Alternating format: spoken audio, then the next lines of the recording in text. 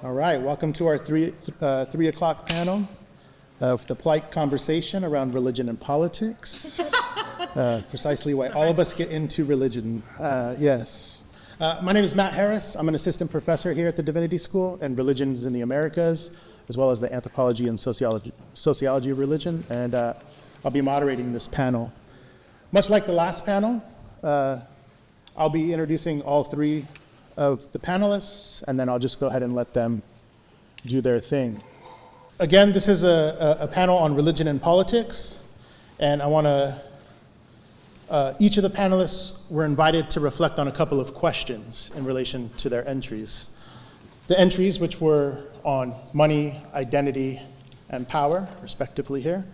And the panelists were asked these two questions.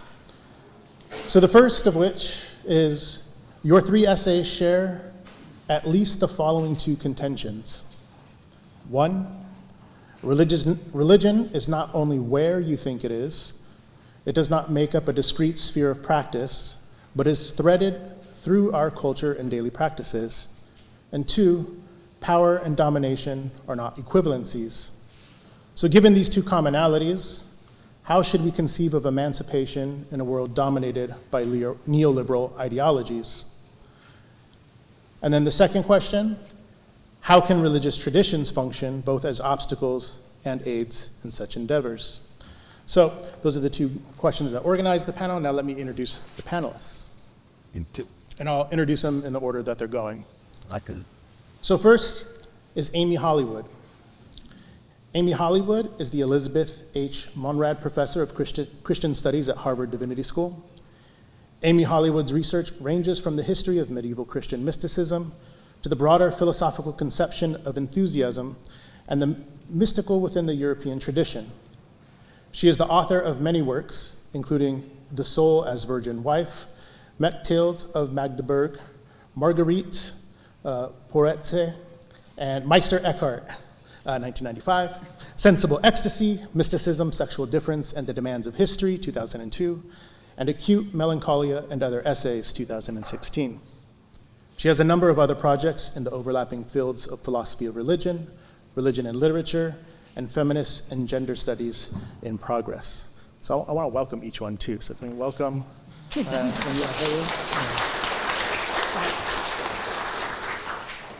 Next will be Andrea Jain.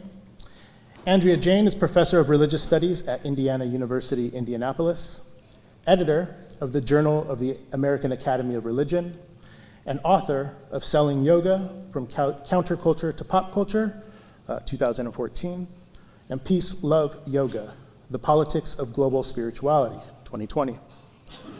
She writes and speaks about capitalism, religion, sex, and society in our contemporary world, and from a leftist feminist perspective.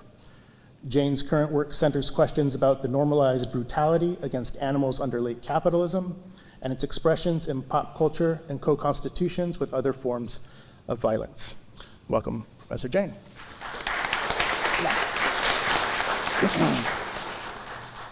And finally, Eleanor Craig. Eleanor Craig is a Provost Postdoctoral Fellow at Emory University.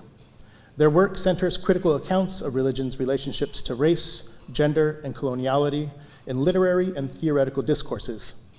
Craig is co-editor of Beyond Man, Race, Coloniality, and the Philosophy of Religion, 2021, and special issues of Representations and Political Theology.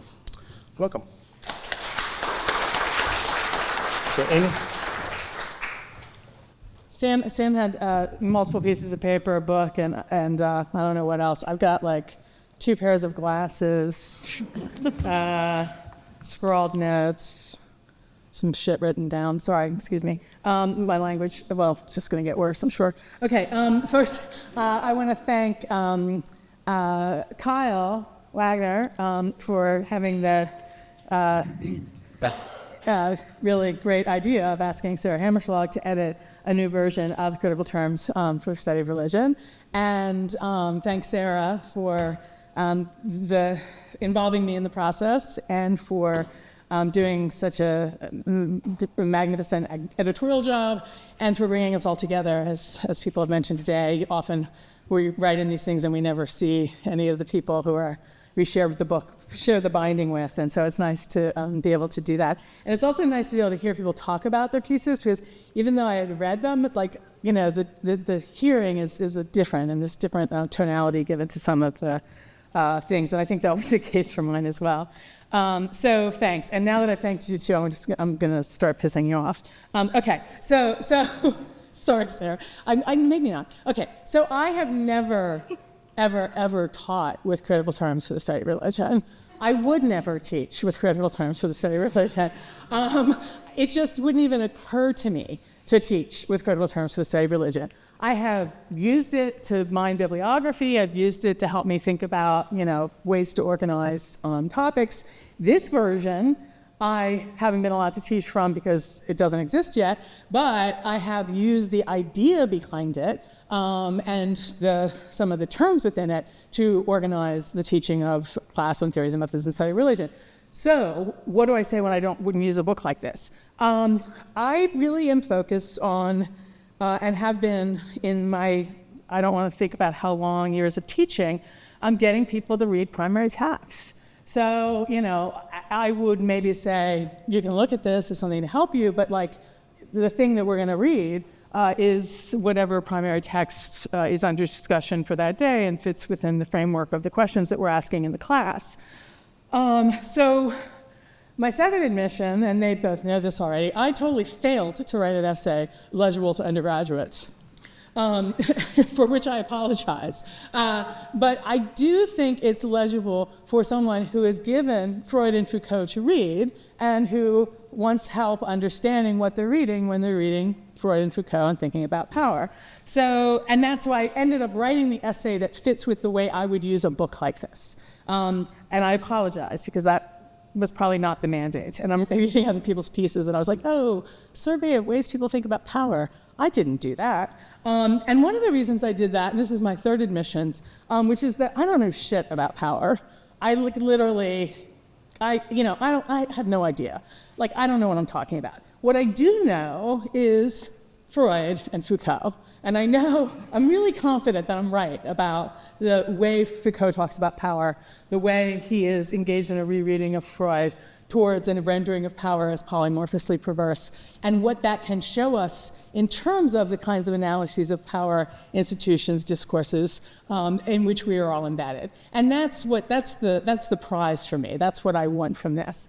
So again, you know, I think all sorts of people could contend with what I've put forward on the basis of radically different conceptions of power that are not handled or encapsulated within the Foucaultian critique of sovereignty, within the Foucaultian critique of power over kind of discourses, within the Foucaultian critique of a certain kind of psychoanalytic discourse, et cetera, and sovereignty most crucially. But at the same time, I do think that this way of thinking, the Foucauldian way of thinking about power, the critique of sovereignty, but now the bringing back in of sovereignty and the trying to smash and make us Foucault's Carl Schmitt cookie out of which we're going to think about what power, how political power works, it's just insane to me. So the essay is really my diatribe. We were sitting around talking about what terms of everyday use, not terms of art. Kyle was really eloquent about that being what the book was for. And I said, you know, what we should use, and I said power, and somebody, Ben Dunning, said to me, well, that's too abstract, you couldn't possibly do that. And I had my anti-Agamben tirade about how, you know, making a Foucault-Carl Schmitt sandwich doesn't work, and we need to think power in the ways that Foucault really articulates in History of Sexuality, Volume 1. And Kyle just said, okay, so you're gonna write that essay. And I was like, oh, shit, okay. So that's what I've got. All right, so let me just say a couple backstory things that are the framework within which I just want to point to what I do in the essay really quickly. When I was here in 2004 teaching, I was taking the Jeffrey Express with a guy from the law school who was adamantly opposed to the Second Gulf War, adamantly opposed to Bush II's economic policies, adamantly opposed to the undoing of the ongoing and continuous undoing of the social welfare state, but was going to vote for him because his single issue was abortion. And Roe v. Wade had to be overturned. And he was going to vote for whoever would stack the Supreme Court with Federalist Society folks so that Roe v. Wade would eventually be overturned. Okay, had a nice long conversation, debate, couldn't move him, didn't think I was going to, but fascinating. So of course, 2024, as we all know, Roe v. Wade is overturned thanks to a Federalist Society stacked Supreme Court. Okay, they had the long game. 2001, I was also in Chicago, and I was here as a visitor. And after the events of September 11th, many headscarf wearing Muslim women in Hyde Park were being physically attacked on the streets, either verbally or physically attacked, let me rephrase that. And of course, this was happening all over the country. So there was a call for, I can't remember what they called it, but there was a call among certain feminist organizations that all women should wear headscarves on a given day. And I remember I was sitting in the apartment I was renting in Hyde Park, and I just thought, I am so with this cause, I am so believe this, but I can't do it. I can't do that. I can't perform something. Like, it's disrespectful for me to put on a headscarf in this way, and to claim a kind of identification that is so partial and so, instrumentalized towards a good end, but in ways that are really problematic to me. I don't know if I did the right thing. I don't know whether my choices were correct. It was just how I felt on that day. I literally put a scarf on. I was like, I can't do it. Okay, now 2025. I open the paper. I turn on my phone, and I see a Duke student. I'm not Duke. Excuse me. This is so upsetting that I am losing the words. A tough student, as we've all seen, being surrounded by plainclothes, ICE, and Secret Service agents. I don't think we even know exactly who they were. Put handcuffs on her and disappear her, so that for 3-4 days, even her lawyer did not know where she was. She was going to a friend's house to break fast during Ramadan. She is active, has been active to some extent in some of the protests of the bombing of Gaza. I have many students who are in this position. I have many students who are in this position who are not, as the same with a student from Tufts, who are not U.S. citizens, who are here on green cards, who are here on visas. Nothing I can say or do will make me take the place of those students. I am beginning to think, do I have to hide them? I have places they can go. Is that what we have? Is that where we are now? Because people are disappearing, and it's just going to get worse. All right, so those two sort of anecdotal, transitions, what has changed and accelerated over 20 years. Religion and power, right? There are simple ways to read these recent events. There's ways to read these events as a bold display of Christian sovereignty within the United States. And I think that those stories are too simple. I think the events that I'm talking about from 2001, 2004, demonstrate or anecdotally give a sense that these structures were being put in place in 2001 and 2002, et cetera, to make what is happening now possible, right? ICE agents were given impunity after 2001. And so the capacity for them to take someone and detain them without legal representation, without charges made against them, without needing any ability for the person to notify an next of kin, a lawyer, someone who can represent them. There is no place to represent them. There is no law court for which they can stand at this moment. I mean, so, there's huge places have been built in Louisiana waiting to get filled up with further detainees that then presumably will be kicked out of the country. Okay. So I don't think that this is something that's happening now. There's a reading that says this is the sovereignty of Christianity, the sovereignty of right-wing ideology. This is ideology of sovereignty being enacted. And from that standpoint, the conflation of Foucault and his theory of power as multivalent and multiple with theories of sovereignty may seem to be correct.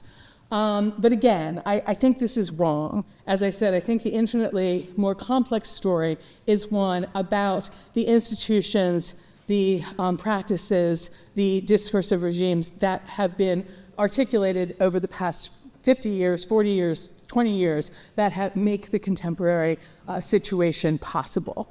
So it requires a much more supple, much more complex conception of power in order for the question of how religion and power are being entangled here to be asked, and also just to think about how power is working in these contemporary instances.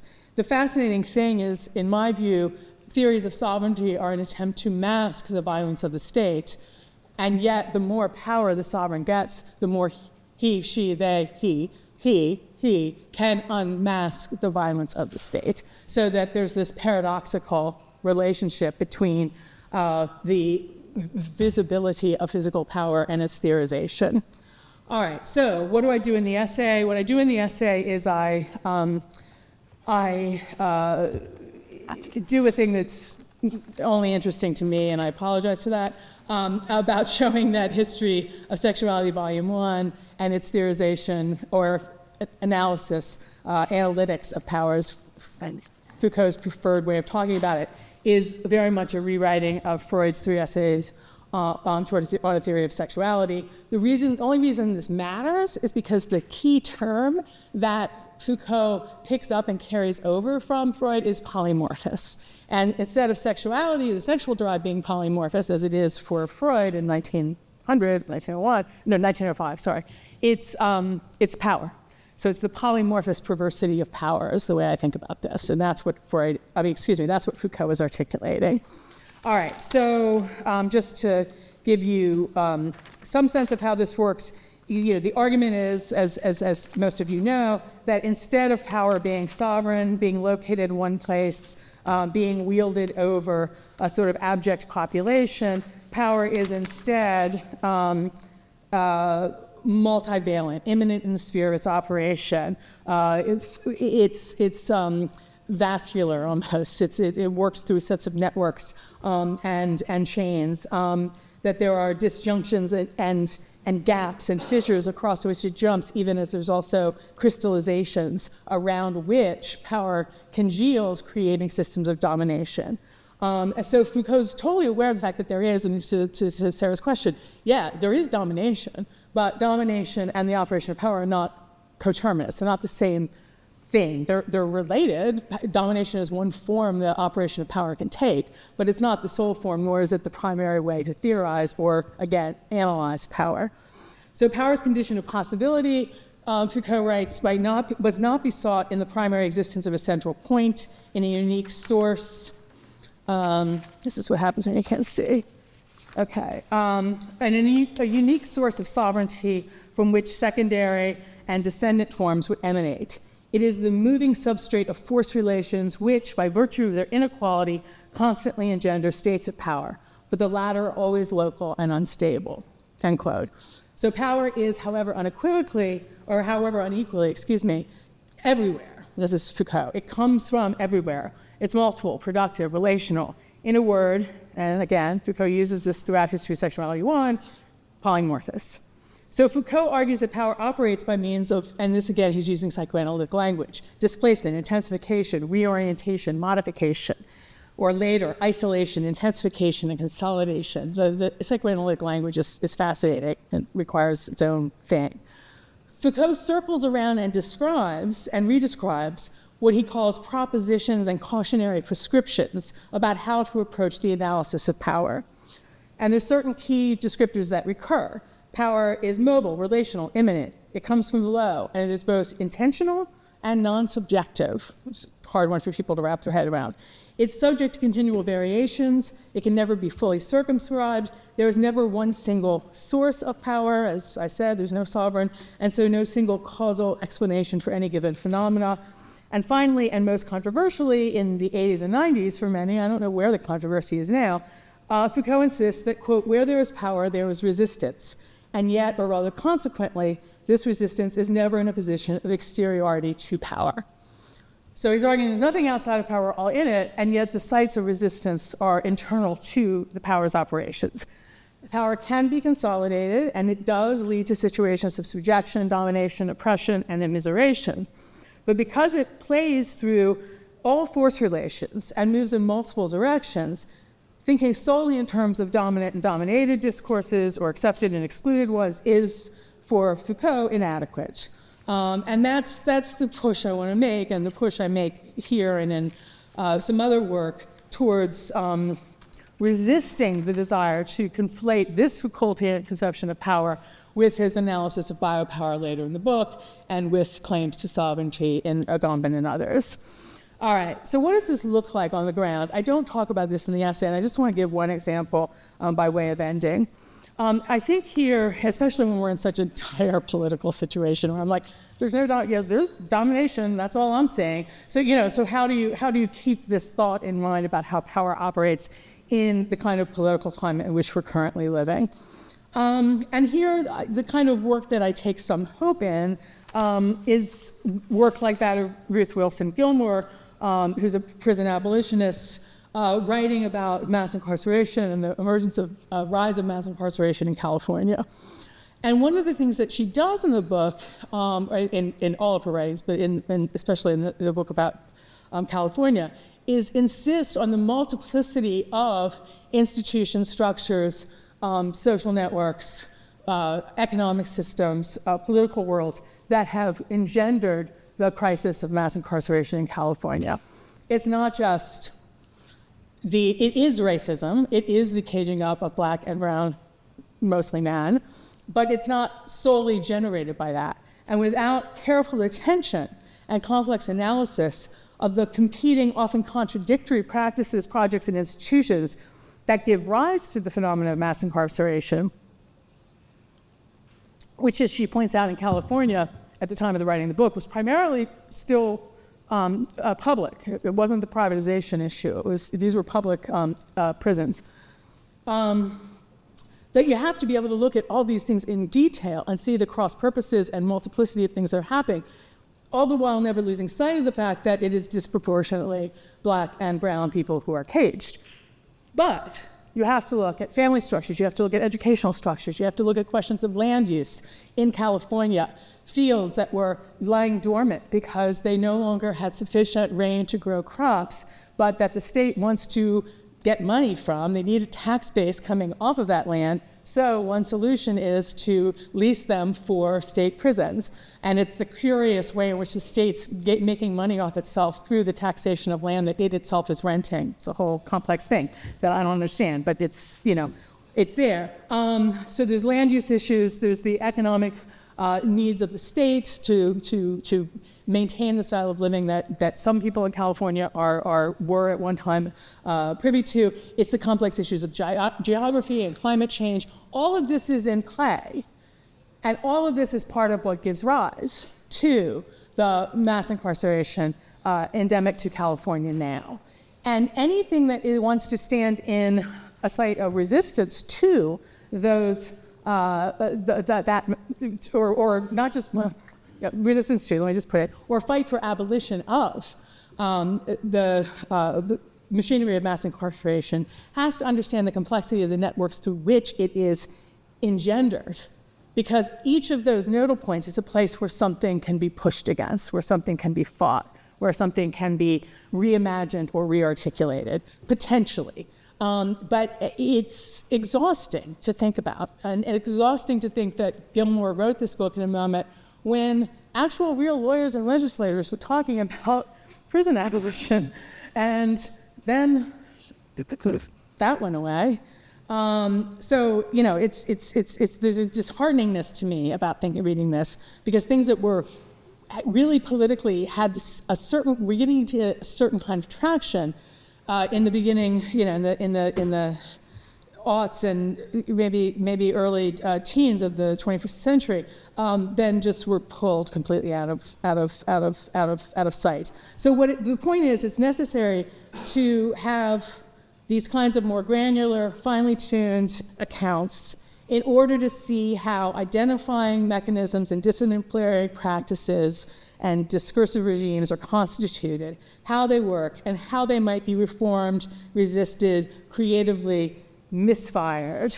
And that's the polymorphous perversity of power in which I'm interested in the essay. I don't think this is about emancipation. I don't think that's possible within this frame. I think what's possible is these almost microscopic tactical pushes against various crystallizations and consolidations of power that may incrementally, I hate that word, but may incrementally work to undermine the power of these systems that have solidified over time. We're not in a good moment right now to see that, hopefully. But that was the premise of the piece. Okay, thank you all.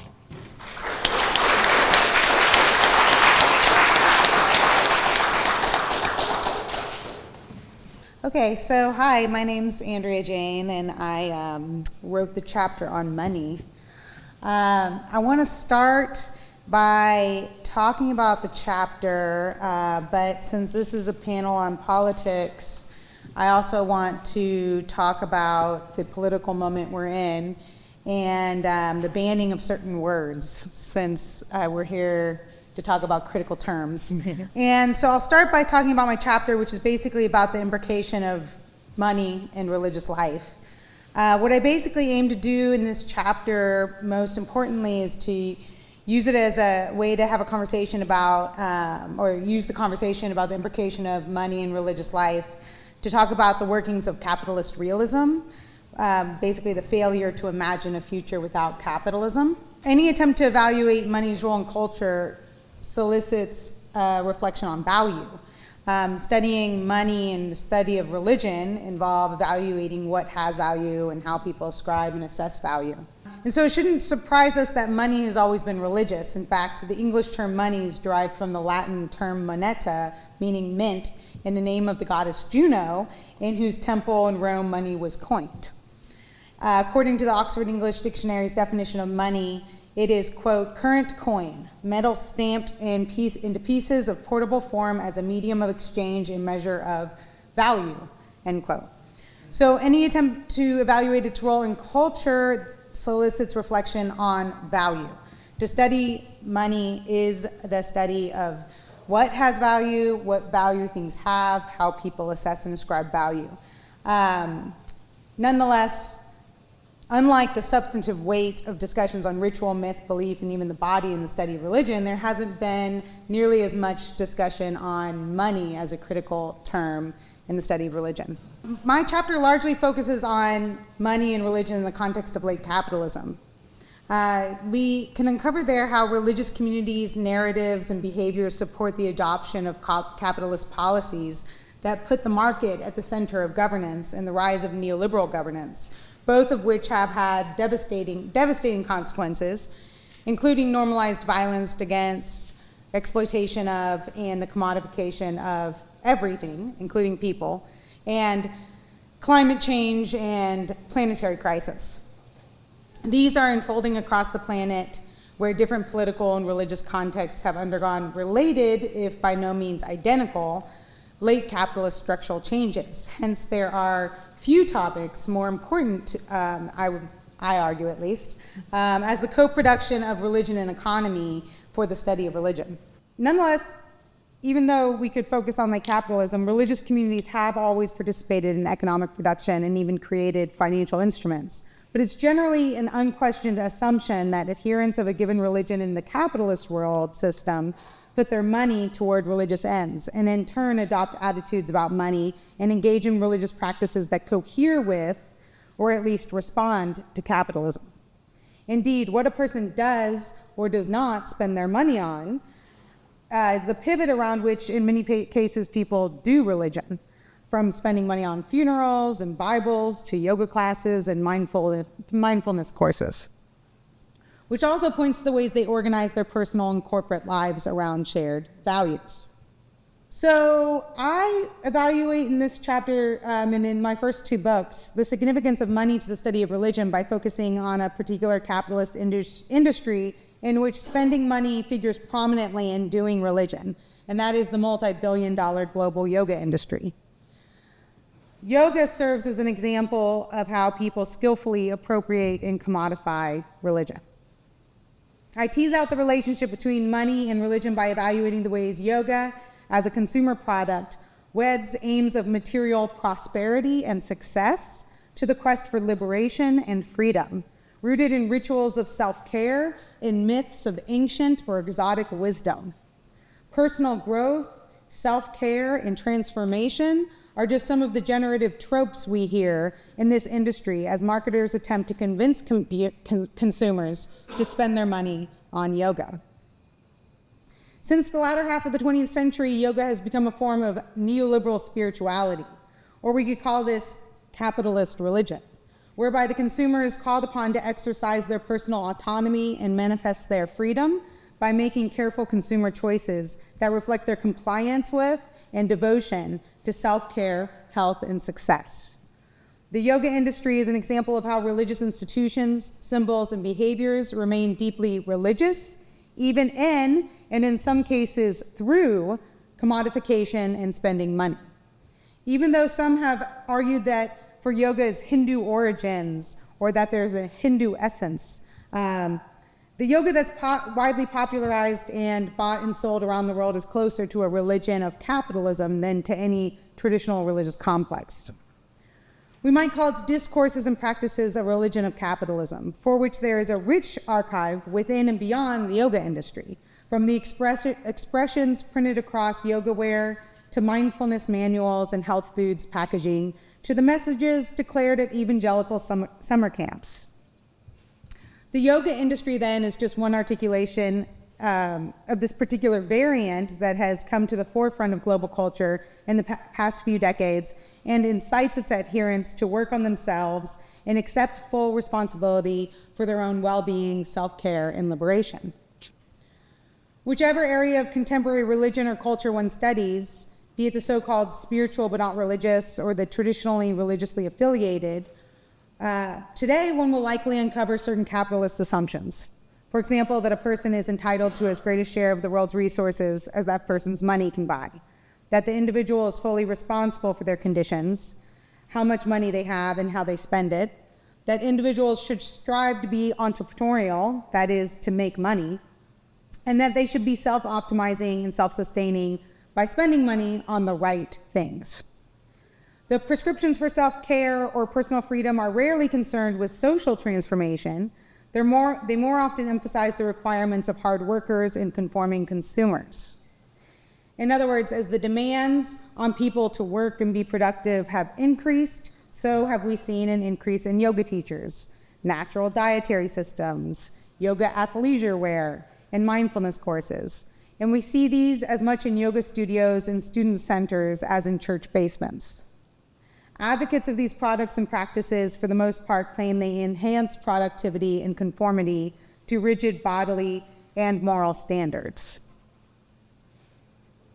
I just want to summarize now a few key takeaways from my chapter before I move on to banned words.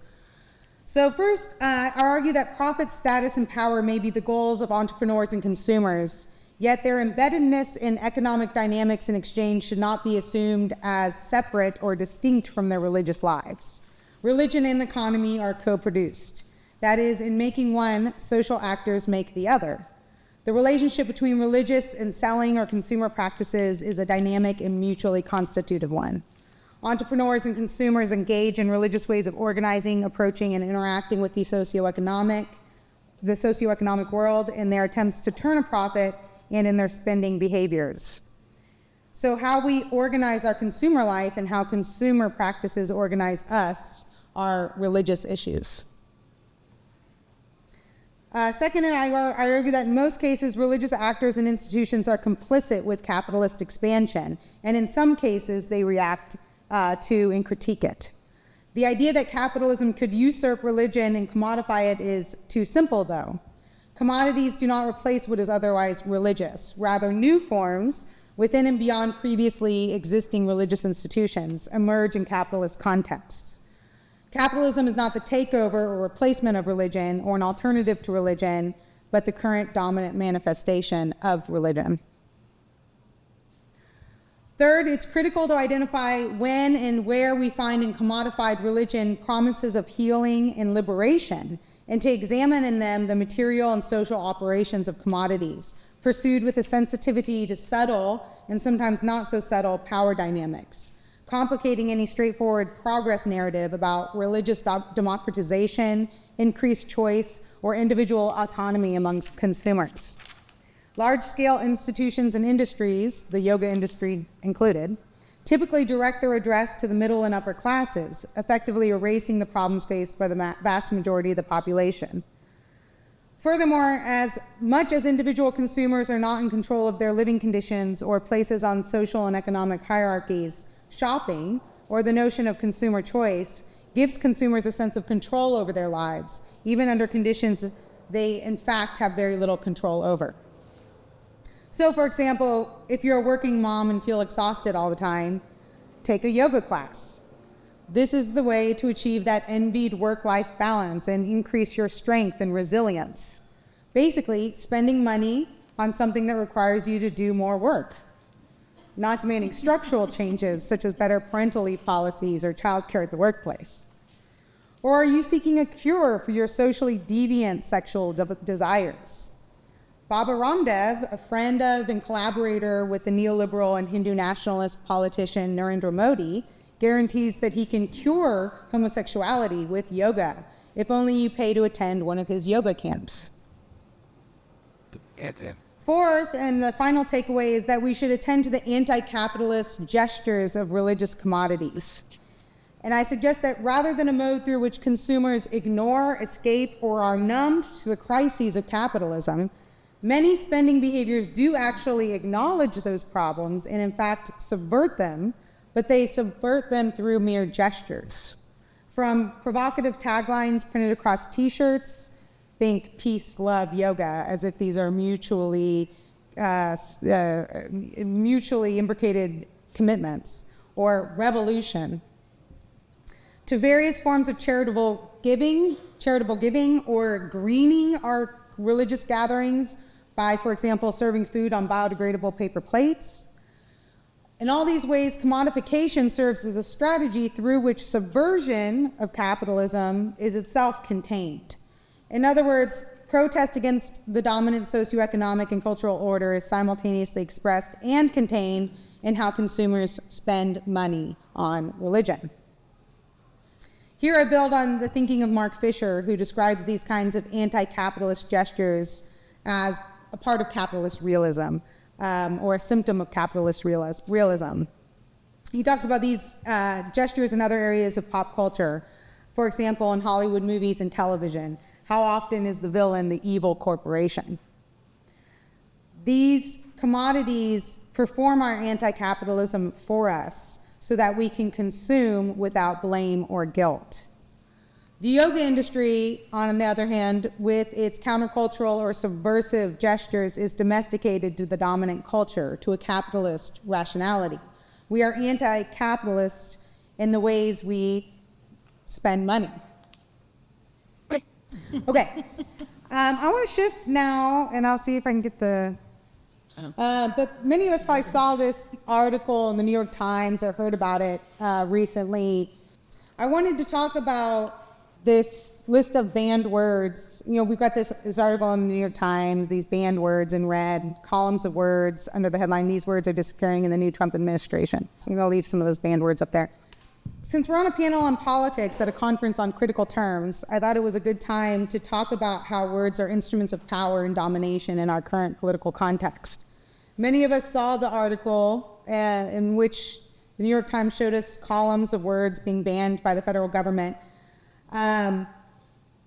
Like money, in the terms selected for this volume, the categories and terms targeted for elimination, you might notice, do not represent distinct areas of life. And they're not elite or esoteric terms of academic jargon. And from what I hear, this was intentional on the part of those who decided on the terms to be discussed in the second edition of Critical Terms. They were to be colloquial terms, much like money, right? And like these terms. These are not easily cordoned off, contained, or disappeared. In some cases, they are important to the organized communities we study, or in others to the ones we represent.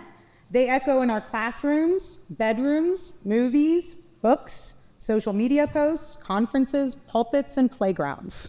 The article in the New York Times went on to explain how limiting or outright forbidding the use of these words and so many other words is a part of this administration's attempt to purge the federal government of woke initiatives. More broadly, I see it as fundamental to the way Trump thinks about his role. This word ban is an autocratic attempt to create and nourish a monoculture and to use censorship as a tool to force anyone perceived as violating the purity of this administration's idealized world to submit or be cast out. Disappearing our words might seem mundane compared to other things going on under this administration, such as escalating the forced displacement and ethnic cleansing of Palestinians and the literal monetization of Gaza, the criminalization of immigrants through racist, ableist, and other dehumanizing strategies, all while ramping up deportations without court hearings or asylum screenings, efforts to dismantle the Department of Education and eliminate funding for Title I, cutting federal funding for student loans and scientific and medical research, as well as targeting for elimination any form of teaching critically about race and gender, and escalating efforts to eliminate trans recognition and participation in public life. These crises are not separate from or more pressing than the attempt to disappear words. Each manufactured crisis is served by purging this list of categories and terms from our common parlance. As we in the humanities have been discussing today for a long time, the categories and terms previously considered universal and unchanging are in fact contingent and constructed, and they tell us about the distribution of power, as well as money in any given society. Like many of the critical terms covered in this volume, the words targeted for elimination are problems because of the work they do in critical conversations on the major political questions of our current moment, from race, gender, disability, and immigration, to climate change and the Anthropocene. The administration wants these words gone because disappearing them helps silence cultural critics, historians, climate scientists, and medical professionals, all in the name of merit, as if Trump and Musk and other capitalist autocrats were ever interested in rewarding anything that did not serve the consolidation of power, privilege, and yes, money. In fact, important to the case for getting rid of the kinds of scholarship many of us and our colleagues do is that the work has no value. Value measured here in the number of seats filled in our courses. All of the work to ban words could drag us into despair. Yet, we could otherwise see this list as them handing us a ready-made vocabulary for urgent work in our writing, or as this conference is called, the future of the study of religion. We could write a third edition, drawing terms from this banned list. And I think it'd point to important directions for the future of the study of religion. The article in the New York Times explains that all presidential administrations have the prerogative to change the language used in official communications to reflect their own agenda and policies. While the same can be said for editorships at our academic journals and publishers and leadership at our professional organizations and institutions. As we know as scholars of religion, words weave worlds, which in turn shape and form our beliefs, values, and commitments. Our words do not project power instantly like legislative power can and does. They do not directly undermine the hegemonic regime of the current oligarchy that seeks empire. And my agenda today is in encouraging us to consider where politics play out in the mere words of our critical terms volume and in this list of banned words is meant to remind us that attention to efforts to disappear words can help us understand our current political moment.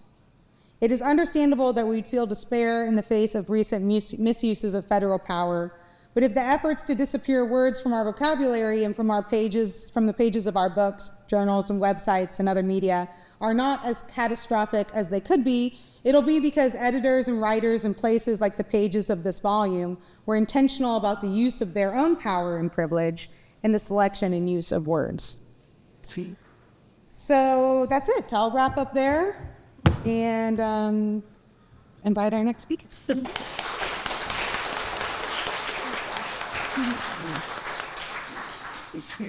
Hi, so I first just want to echo everybody else's thanks to the editorial board, to Sarah for bringing us all together, both in print and now in person. It really is a tremendous privilege to be here. Actually, I mean, not really seriously for me. I was like, what am I doing here? But I'm very excited. You know, when the term identity was very overwhelming, I loved the spirit of the first panel talking about regrets, and it was like, well, also no regrets, right? And I was thinking back to when I was writing this piece. I had seen some years ago Catherine McKittrick on a panel where she was talking about doing interdisciplinary scholarship, and she just like offhand was like, well, I mean, the thing about doing interdisciplinary scholarship is sometimes you're going to be wrong. And that was sort of what I kept repeating to myself in the back of my head as I was trying to write a really complex set of ideas together, right? It was like, yeah, sometimes you're going to be wrong. So, you know, to take us back to the beginning of the day, I was thinking my piece aligns strongly with Katie Lofton on religion, implying modes of criticism and comparison that are fundamentally about systems. In my piece, I begin with this example of blood purity in quote-unquote New Spain, right, Spanish colonial Americas, where determinants of religious identity were not stable. There was all this anxiety about, do converts to Christianity stay Christian or not? And I talk briefly about the modes of power and differentiation that surrounded these judgments. It's sort of like an intersectionality before the word, right? There was like so much going on within that situation. And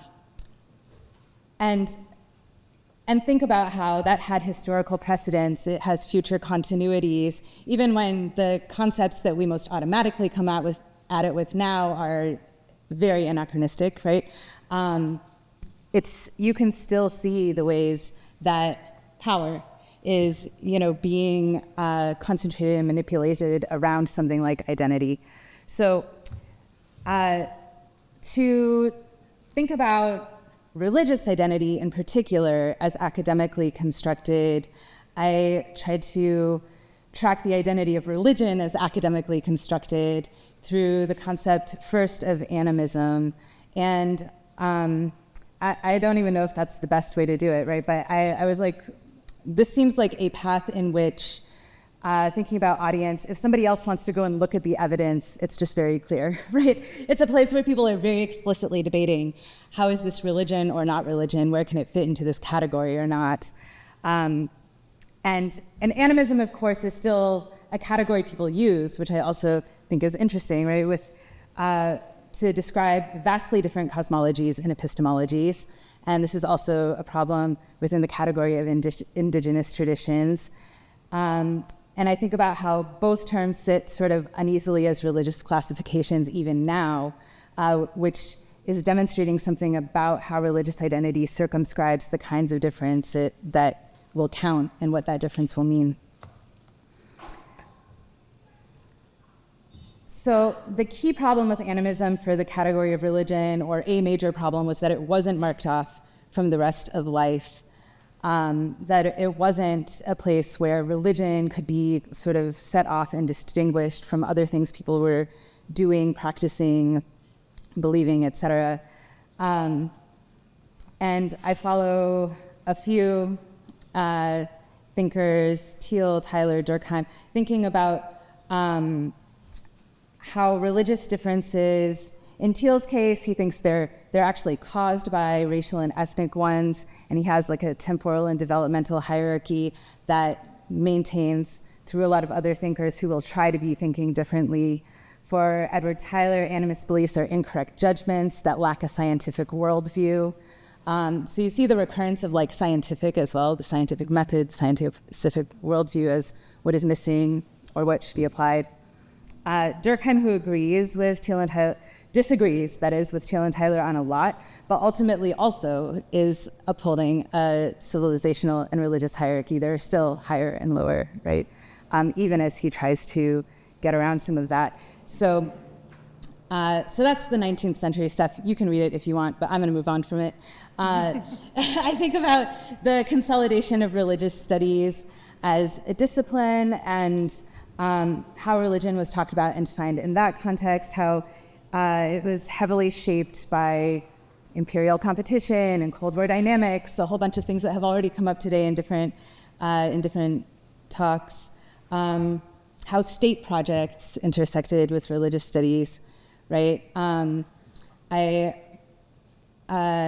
think Masuzawa makes this really important point that, nation states recognized that if you're oppressing and exploiting people all over the world, this creates certain unmanageable intimacies, right? And a lot of complications in how you're trying to control both people and narratives.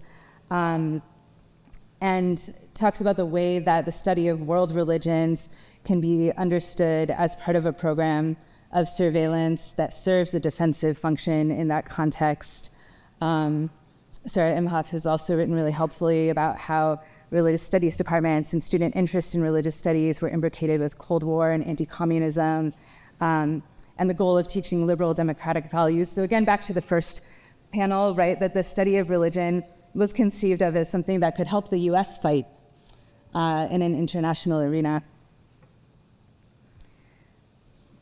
So then I think about the ways that religion is taken up as a term of identity, right? In, again, that sort of like intersectionality framework, like we have a religious identity, like we have another kind of identity, although it rarely appears in the intersectionality literature, which is also very interesting. Raise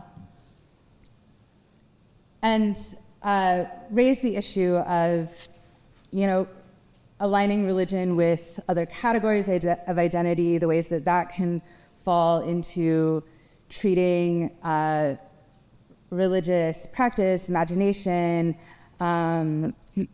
ways of being as automatic, right? J. Cameron Carter's phrase is a cultural reflex, that it's something that just comes through being a certain kind of a person, and that there are these naturalized and overdetermining paths that identity can take in that way when religious identity is thought about with other forms of identity.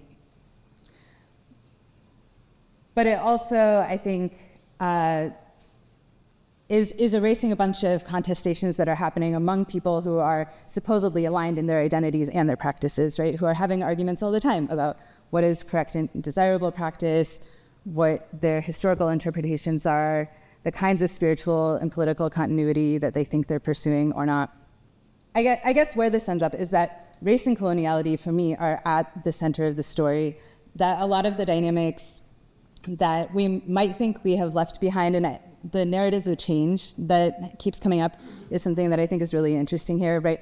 That a lot of dynamics that were obvious in the 19th and early 20th century really haven't left. And so when we think about what is happening today, but also our, the other 20th to 21st century histories of extra-legal violence, military intervention, travel bans, criminal legal systems, right? That religion and hierarchies of religion have been very imbricated in all of those things.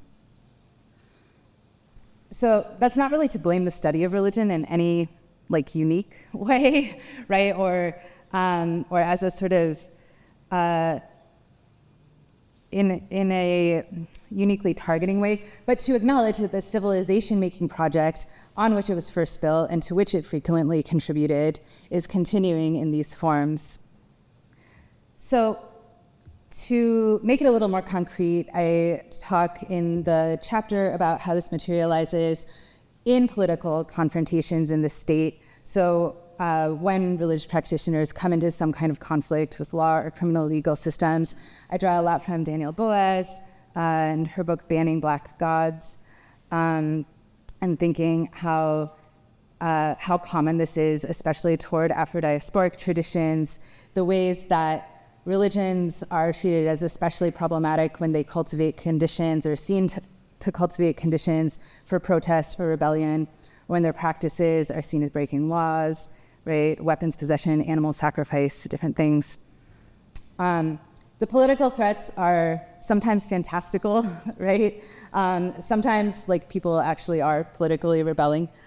But in both cases, there's more going on in people's relationship to religion. And I think that's where I see some of our typical ways of thinking identity in these contexts really limiting what we're seeing and talking about.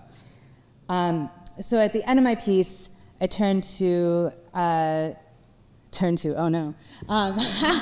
Yeah. I suggest that it may be helpful to focus on identification as opposed to identity as a way to look in a more process-oriented way and in a more dynamic way at what's going on outside of, or maybe not outside of, see, words get really hard by the end of the day. But what's going on, even if within, classificatory coercion and the systems that collaboratively define religion. So that's looking at both the effects of academic categories and methods, also epistemological approaches that don't necessarily share the same concerns as academic ones. So the sort of example that I close with are accounts of Hmong epistemology and looking at how, if we don't just focus on categorizing it as animism, right? And saying like, oh, it's shamanism and there's conversion and here's where they get in trouble with the law, that different things arise. So there are a few different dimensions to this, but I think one that I found really evocative was Ma Vang's interdisciplinary study, where she talks about spiritual return to the ancestral homeland in death, and how, for her, this constitutes a political claim to Hmong sovereignty and a Hmong kingdom, such that death undoes Hmong displacement. The political and spiritual implications are inseparable. They show how fugitive forms of knowledge developed in enduring statelessness. They locate repair and restoration beyond anything the nation state can offer. And so I'm thinking about, the narratives of refugee resettlement, right, and the sort of like finality that is often implied by that, and the ways that in these practices that is not actually seen as conclusive or the endpoint. And this doesn't ignore state or transnational histories and issues from multiple incidents of displacement, but also insists that there are trajectories besides and beyond those agendas, right? Okay, so turning to some of the questions. I think when I started this, part of what I was thinking about was how do pluralist and multiculturalist approaches to studying religion let us down, right? And that's not like a turn, that's not really, maybe it is a question about turns and moves, I don't know. It's definitely a question of how economy and state relationships incentivize particular frames at particular times. So it has everything to do with power. I think that, in some ways it feels like almost an anachronistic question because everybody in this room is like, yeah, sure, we're beyond that. Mm-hmm. But then I think it's one of those places where also all these like old habits remain, right? So I think this has to do with power and how identity is understood in a pluralist frame. Also epistemologies and the ways that claims about how we can and can't know are often fighting over authority, often with some awareness of each other. So it's not like self-contained traditions, right? I also think that identity discourse is often standing in for something else. So when we're having a fight about identity, we're often fighting about a lot of the other things on today's docket, right? Money, power, but also more abstract forms of, like, we were talking about, like, what's invested in white supremacy, right? Forms of valuation, worthiness, deservingness. A lot of those also have theological components, but ways that material conditions are read to imply spiritual ones.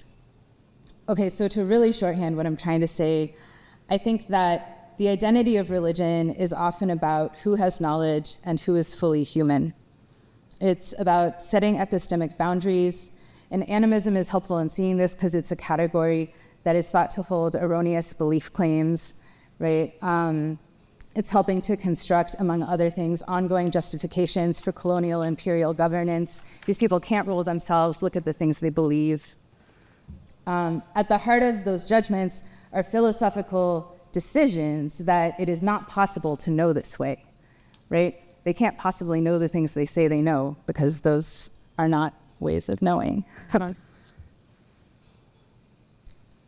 One mistaken assumption about the term identity that I was trying to counter, and I don't say this outright, is that it's primarily serving minoritized subjects and positionalities. Identity is equated a lot of times with either affinity clustering or advocacy on behalf of people who are marginalized.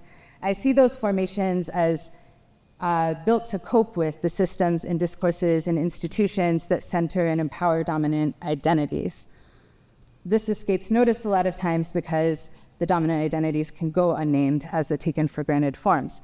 But the notion of identity, to me, largely represents the anxieties and self-justifications of the dominant groups. And I think of Sylvia Wynter's description of an overgeneralized genre of the human, right? And its self-image is the identity discourse that categorizes, legislates, excludes, persecutes those who are living or attempting to live other genres of being. Identity politics developed as a way to point to the coercive systems that cause these categories to determine life conditions, life chances, in Ruth Wilson Gilmore's words, uneven exposure to premature death. The Combahee River Collective coined the term identity politics, and a lot of critical analytics for power and systems develop under identity headings. But to me, that is not where identity comes from, right? That's not the source. So identity discourse ends up taking us to law because identities have to be instrumentalized in a rights-based framework. But this tells us so little about what forms of identification are happening in people's religious and spiritual lives, what's actually valued, created, critiqued, or questioned.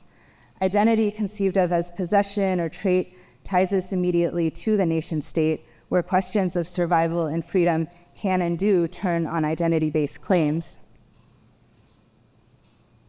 Another assumption that I wanted to complicate in urging that attention to identity shift to identification is the notion of identity as an accumulation or consolidation of something, or rendering into subjective coherence, right, that you sort of build your identity. I just don't think that we're always so coherent.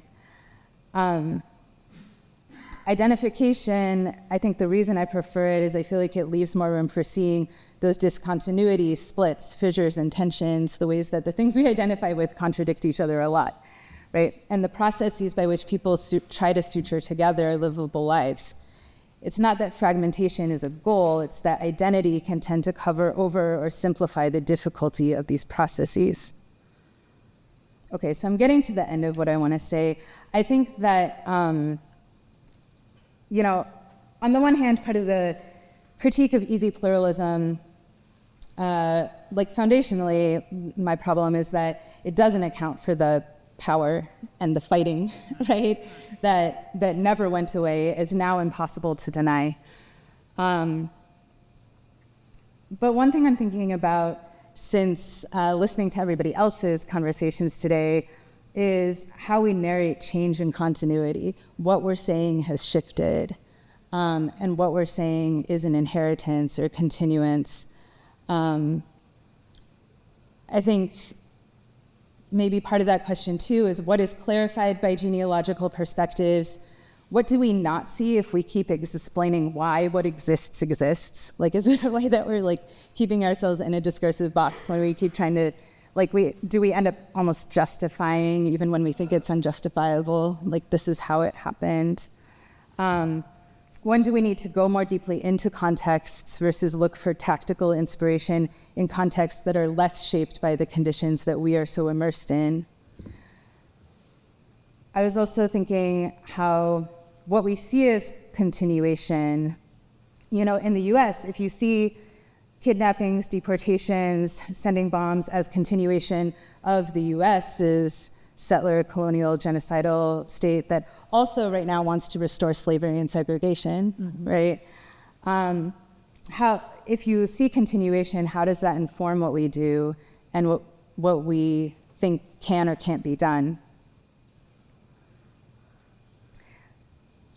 Yeah, I think I'm gonna stop there, but maybe in tension with that last part, you know, I feel myself very drawn, somebody brought up queer theory earlier. I feel myself very drawn to methodologies that are trying to think otherwise, right? Or like get us to imagine beyond what seems possible.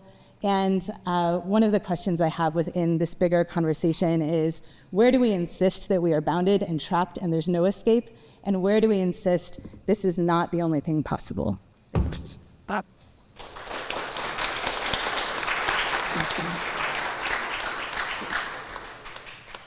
Great, thank you all. Thank you all. You know, I think, Eleanor, actually, you provided us a number of wonderful questions to begin, hopefully, talking amongst yourselves. If there's anything you want to address or respond to. I have a couple of loose threads and thoughts that also might provide some fodder. And then after they talk amongst themselves for a bit, hopefully folks will line up and ask some questions. And I think in light of last panel, maybe we can start lining up in the next 5 minutes or so. So that way we can get through all the questions, which would be great. I mean, this is supposed to be interactive. Just thinking aloud, I mean, to Amy's point, you know, insistence around Foucault's analytics of power, that domination is not the only operation of power, it's polymorphous. You know, there's the obvious connections between the way power operates as consumer choice, as the modes of identification that we choose, and that then inscribes us into certain other kinds of operations of power. I think we can probably talk more about that. One of the questions I have is about the question that was posed to you, well, the question of emancipation, which you all had hesitations about in your own various ways, especially in relation to, there is no exteriority, right? So in many ways, to what other modes of writing resistance then are available to us in religious studies without always appealing to an exteriority, right? The excess, the fugitive outside, et cetera. What other sort of modes of resistance then, given your accounts of identification, of processes, with the polymorphous nature of power that's not reduced to domination, what other modes of writing are available to us? Yeah, maybe I'll just stop with those two, but I think Eleanor also provided a number of wonderful questions, and if you'll have responses to one another, please. I'll just say, I think this question is the most impossible for me to answer. I feel like I get this question a lot, especially when I go out and talk about yoga, because there's a lot of people from the yoga world who will be in the audience and be like, oh, well then how do we do it otherwise? How do we get out of capitalism? And I always say, I don't know, that's not what I'm here for. I'm just here doing cultural diagnostics. I'm just here to tell you how you're doing it wrong, right?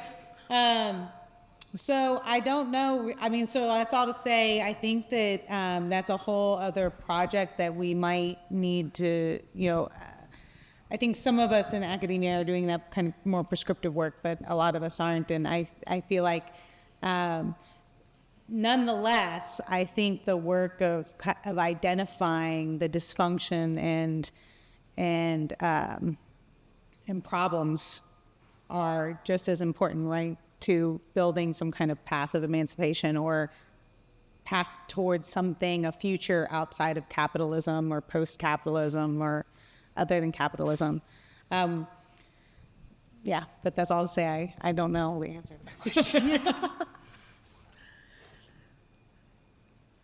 I mean, the only thing that I have concretely to say about it is that I do think if you make my preferred sandwich, which is the Foucault Derrida baby sandwich, then you have a place where you can think about how you're existing within these discursive traditions, and you're always misfiring to some extent, and something new is always being created, and whether that something new is something that can be a place of greater flourishing, of greater survival, of greater, freedom, if we want to use that word.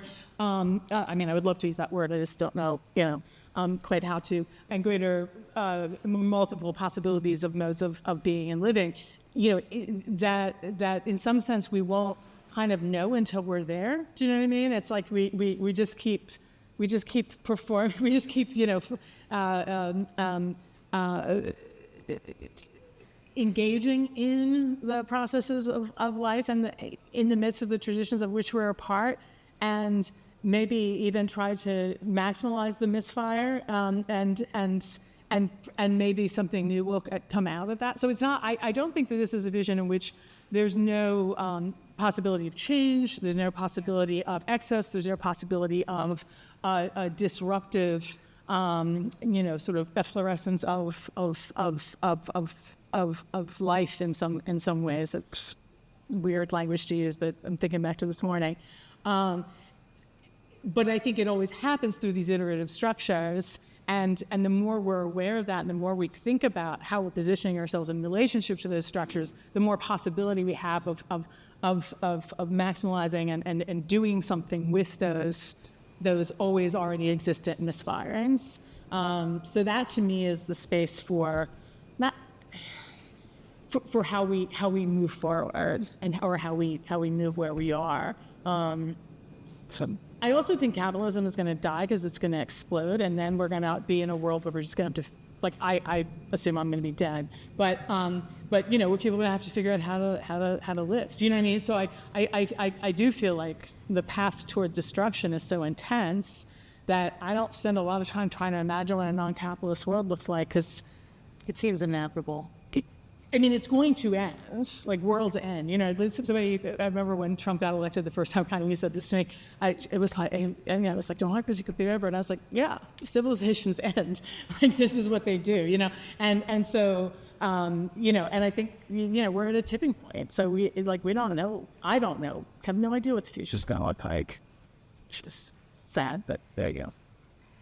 When you ask the question,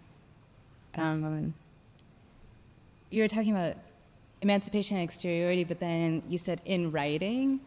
And in my heart, I was like, oh, we can do it in writing, yeah. I was like... It's a book about representation. Yeah. Yeah. I mean, I think they're parcel of the same thing, right? I think. That's what I think about something like Ruth Gilmore's work, where, in giving the analysis of how a life-destroying system creates itself, she's also giving an account of the size of resistance and questioning and demurral and refusal of those places, and providing a map for how we can push even harder on those sites. And I think one of the things, this has been my life of annoying this, I'm just like, look, we can't have a conceptual vocabulary and a conceptual, we can't think these things in abstraction. They have to be thought in the concrete details. This is, you were talking about that this morning, Sarah. It's the particularity. You're going to get to the universal through the particular.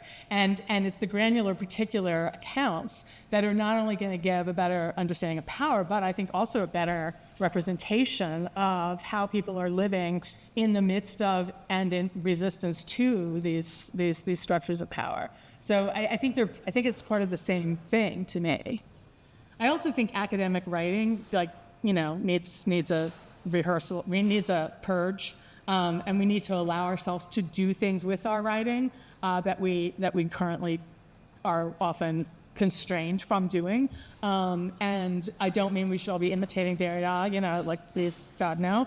But I do think that we should be looking at the freedom he allowed himself and the brilliance with which he articulated that, and have that not as a model that we're trying to mimic, but as a way of thinking about what writing can be.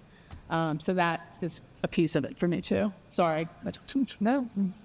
Thank you very much for all the presentation. I have a specific question for Professor Hollywood, but I think everyone can chime in because I think all of you talk about power. However, with honesty, I myself, I find sometimes this term power can be misleading for the study of religion. So I see its benefit. For example, if you want to study sociology, if you want to study feminism, so the discourse of power is very helpful. However, so I also noticed, I think today we can say we live in a post-Foucauldian era.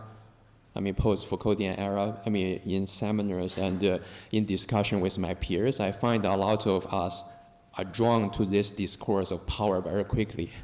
Yeah, however, I also notice, as far as I know, I think most religious doctrines actually do not talk about power. They talk about servitude, they talk about meekness, and I'm still very suspicious about whether we should use this term of power to study religion, because I think it's quite misleading, and I think it's a sociological term, but I think when we do religious studies, we have to also acknowledge value and supernatural and the doctrine, and I think maybe in that context, the discourse of power can be reductive. That's a helpful question on a couple levels. One is that I did not, in my recap of my talk, of my paper, talk about the way in which one of the things I'm interested in is the way in which a better, a more refined analytics of power pushes us against certain kinds of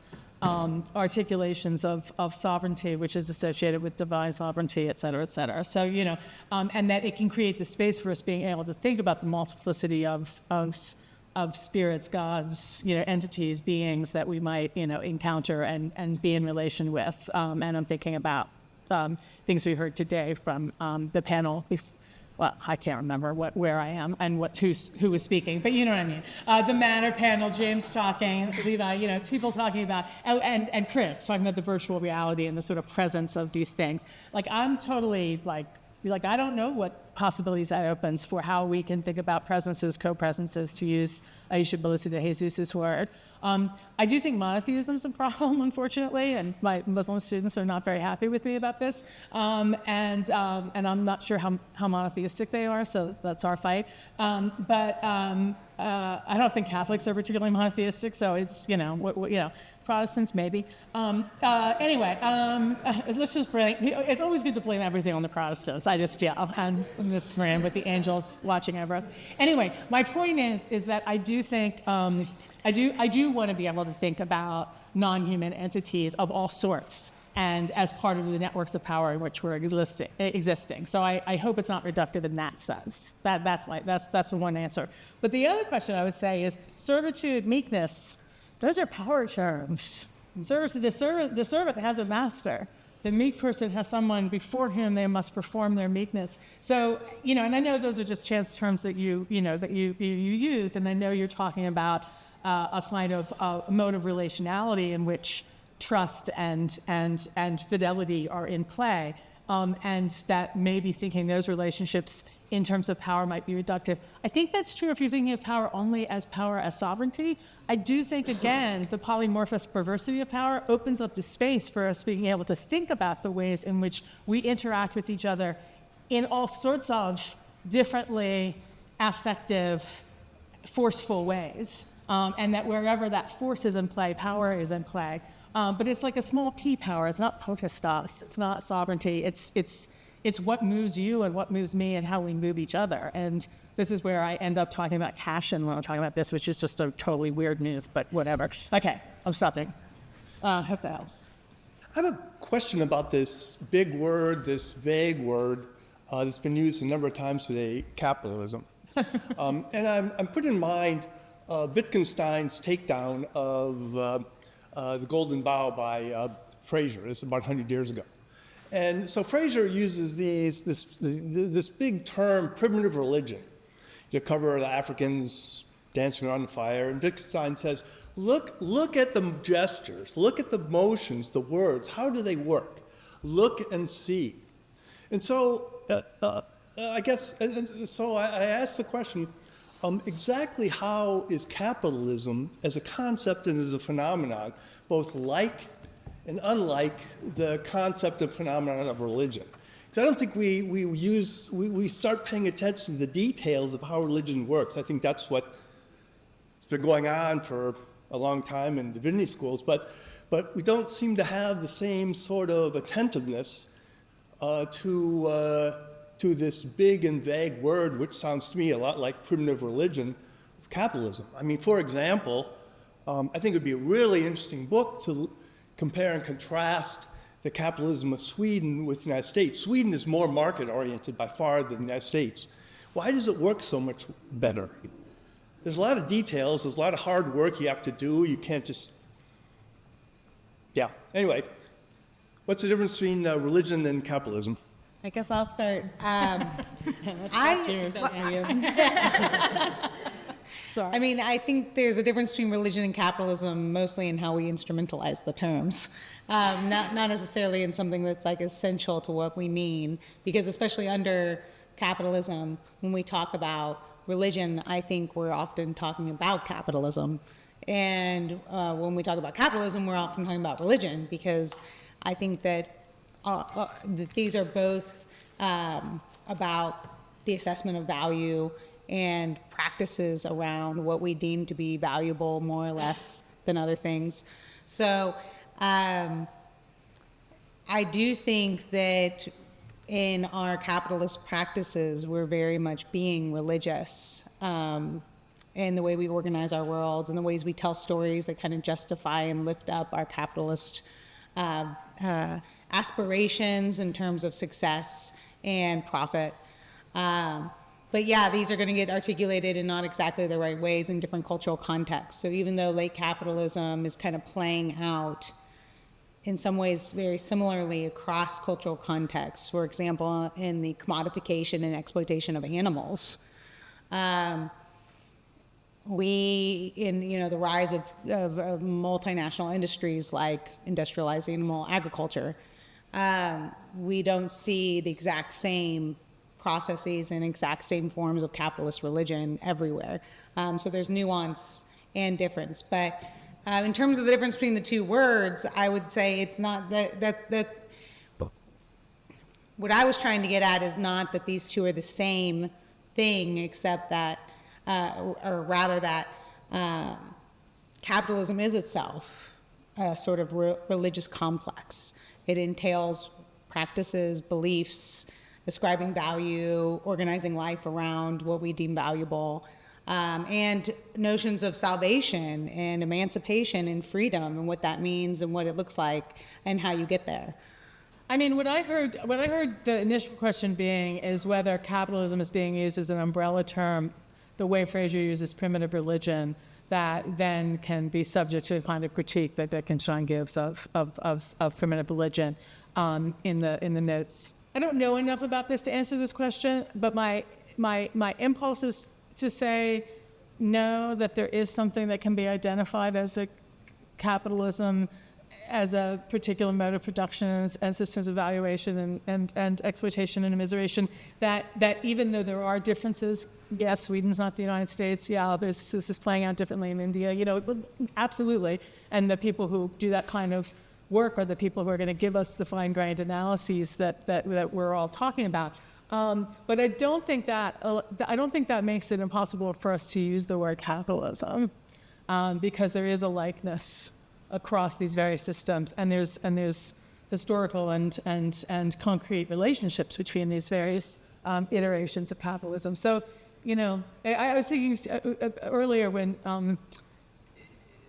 with the panel about likeness and image, and somebody saying, well, what's the likeness? Angie said there's a methodological distinction here, right? And James is using image and thinking it cross-culturally, sort of with the assumption it can be thought cross-culturally, as opposed to what was going on in some of the other papers that start very locally and then expand.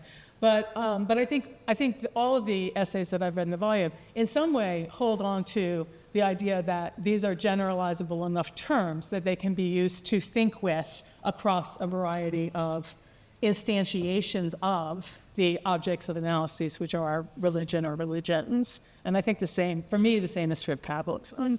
Trying to congeal thoughts into a question. So, just say shit. That's good. So, okay, shit. Let's run with a problematic reductive story that thinks about the arising of the study of religion as a colonial extractive project, a gathering, much in the way that, say, the Roman Empire gathered, extracted, killed, and brought back to the center people, animals, gods, and material resources like date palms and silk. Let's think of that happening, sometime in the early modern world. And alongside with a kind of classificatory ingathering project of comparison, you also have an enslavement and the arisings of industrialization and capitalism. You also have not just genocide, but epistemicide. So even as knowledge is being constituted, its knowers are being in some ways cut off from their own avenues of knowledge making. So this is, there's a reason I'm telling this story. I hope I can figure it out. I guess my question is first to go back to the question about, to your question about sort of resistance, right? So let's continue this narration and press it in a number of ways. If we accept a kind of Foucauldian critique of, and I'm jumping a couple of centuries, where we look at both the study of religion, the university, as a complex, one of the many complexly nested bureaucracies of the state, which accrues knowledge and actually rewards certain people to hold certain positions and silences others. Two questions arise. First of all, what for those of us who study religion before capitalism? It's a very heavy-handed question, but who nonetheless study religion after capitalism, in the sense that we are always studying religion sort of after and within capitalism. So what does it mean to study whatever religion is out, and imagine that you're studying it, say, in antiquity, in the Middle East, which is where I study religion, but in a time before you're able to think capitalism. So what does it mean? Yeah. So how does periodization work epistemologically? Or have we committed a form of self-epistemicide so that we can't think? Are we deluding ourselves? Secondly, and this is, a gross misreading of Foucault, for which I do not apologize, but this moment isn't the first time. Some of us experience the crisis more acutely because we've been protected by our privilege. And there are many histories to learn from where this crisis is just another version that's more explicit. What's interesting, and I'm not saying anything new here, is realizing how, we always knew this, but realizing how temporary democracy was. I'm using the past tense. How illusory it was, how susceptible it was. And could it be said that actually what you have is the return of the sovereign? The decimation of complexity, that attempt to commit, as you held up those terms, another kind of epistemicide, which, as we know, doesn't just kill knowledge, it can accelerate the killing of people. many of whom are being slowly killed anyway by the state, but now it's sort of all hands off and we're going to be open about it. So is that openness, is the gutting of bureaucracy, does it demand a different analytic? Is Foucault as useful? Or do we need to read scholars of the Middle Ages or just inquisitions, or do we need to go to different moments in state colonial formation to figure this out? And I feel like I had some way of tying this all together, and I'll tie it together by sort of wondering with us about what are, I don't want to use the terms like ethical obligation, but what are possibilities for thinking otherwise? And I guess I'll say for myself, what is my obligation to not conduct business as usual? I guess that's, in my blessed whiteness, this moment feels like a crisis. Oh my goodness, the world is so terrible. I didn't realize, right? I mean, And so there is a certain feeling of, I suddenly understand that we've been in crisis for a very long time. And so there is a certain urgency that I feel, a catastrophe, if you will. Not a crisis, not a change, but it is actually happening. So then what for those of us who, and I heard sort of talk of academic time earlier in the panel, something about before tenure and after tenure, which of course I found very problematic, right? Because that is a form of disciplining. So I guess the word I will put out is zines, and learning from communities that have had to cope with erasure and not necessarily, protest is one mode, but there's also, I guess, not deliberately not being visible. I'm thinking about this because it's the Transgender Day of Visibility. And visibility by the state, when the state is targeting you for erasure, is a mixed blessing. And so there are techniques of resistance, and where can we as scholars of religious studies learn from those, and how should we exercise the privilege that is remaining to us as we still have it? These are such great questions, and there are a bunch of them, and I'm going to try to plug in at a couple of points. One question that comes to my mind based on your questions is, do we think that epistemicide is parts of the construction of liberal democracy? And I think that I do. And I think that insofar as the form of democracy that we ever partially realized in this context, this troubled context, already contained so many of the tendencies, right, that we see hitting their tipping point at this moment. I can't really envision a narrative for myself of this where, the history of, liberal democracy isn't as implicated as everything else. Even as we're Fanny Choi, the poet, has this poem on dystopia where she's like, I liked the old dystopia better. And I, that's how I feel. I'm yeah, it was bad. And I liked the old dystopia better. Yeah, I think this also has to do with whether you think there's better and a good capitalism, and whether or not you think that capitalism is necessarily racial capitalism, which Ruth Wilson Gilmore does, which I do. And I think that if this is a system that, from its instantiation, but in all of its forms and in shifting ways, is constantly marking entire populations as exploitable and for death, right? That if we are indeed having a return of the sovereign, it's a sort of,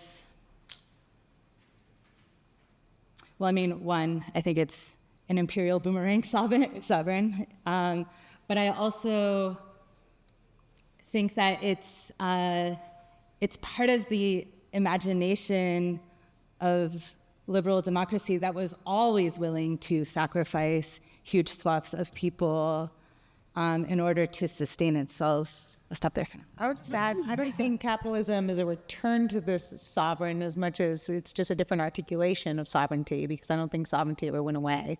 I think it's just uniquely disastrous in its magnitude, capitalism is.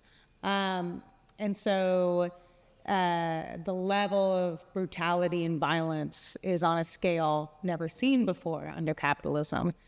Yet it doesn't mean that it's but there was always exploited populations, and there was never like a lack of, there was never an absence of sovereignty.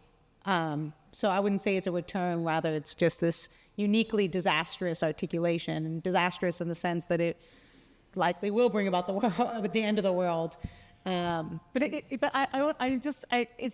It's not actually sovereignty. It's not that any entity has absolute power. It's the fiction of sovereignty that is doing all the work, and it's the holding up of that fiction of sovereignty, in my view. And sovereignty, just to think about the temporalization thing, I'm 100% with you, and one of the reasons that I really dislike the language of sovereignty is it is not a pre-modern term. It does not exist in pre-modernity. And so, so it is very much a term of early modernity as an attempt to provide a legal cover for the violence that was being done. And so it's about the erasure of the physical violence in the name of a kind of extra legality and or, paralegality, on the edges of the legal. Sorry. Yeah. No. I mean, agreed. And and this is where in my sort of hallucinatory, there could be another world moments, I'm sort of sovereignty is an illusion, and it's one that means people, right. And it's extremely powerful, but it's one that if everybody just stopped following it, it would stop, right? This is a choice that we're making, in some sense. And and so I think it is important to be able to say that. Yeah, I think in that way it's like charisma. I mean, that was a good. I'm sorry. I was thinking about what he's saying today, that catastrophe, you have to believe it's a catastrophe in order for it to be a catastrophe. That's exactly, and I thought to myself, that's the corrective I need in the analysis of power, because if you believe there's a sovereign, then there kind of is a sovereign, but it's always, there's always a naked emperor behind it, not empire, unfortunately. And to me, that begs the question of whether or not we ought to have a strategic essentialisms, though, because there is an actual power disappearing people, and so perhaps we don't need to believe in a sovereign, but maybe as a tactic, a strategic essentialism is a way to think about where and how. Right. We need to organize. I think we have to talk about domination and systems of domination. Yeah, obviously. Yeah. Yeah. I just don't think the language of sovereignty helps us think about the actual force and violence. I mean, if you read Schmidt, it's all about erasing the fact that physical violence is the mechanism through which sovereignty articulates itself. Mm-hmm. He acts as if Hitler just spoke and all this shit happened. And it's like, no. There was a standing army. There were paramilitary groups. There was physical violence happening in the streets. And that's the thing I'm worried about us losing, anyone. On that bright note, let's take a break until 5. Okay. Until 5. Thank the panel, please.